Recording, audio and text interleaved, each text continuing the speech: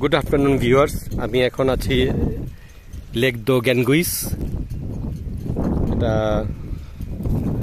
তুলুসের থেকে প্রায় 1 ঘন্টা বা 1 ঘন্টা 20 মিনিট দূরত্বে, প্রায় 50 কিলোমিটারসেরও মতো হবে।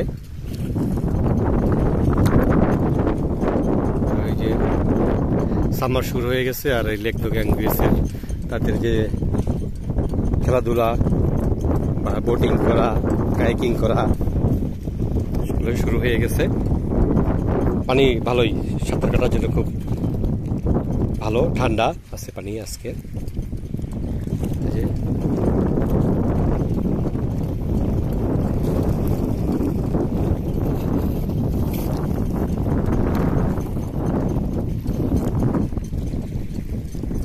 আজকে ফ্রি টাইম ছিল, ওই জন্য লেকটা দেখতে আসলাম। এটা আমার এই লেকের দ্বিতীয় ভিজিট।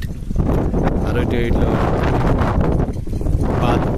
বাদ দিয়ে রাখছে এই লেকটা, পানির পাশে না যেতে পারে। এই চোখ নিয়ে পড়ছে, দাদু পড়ছে, সে বাতাস আসছে তাই সার্ফিং করতেছে অনেকে।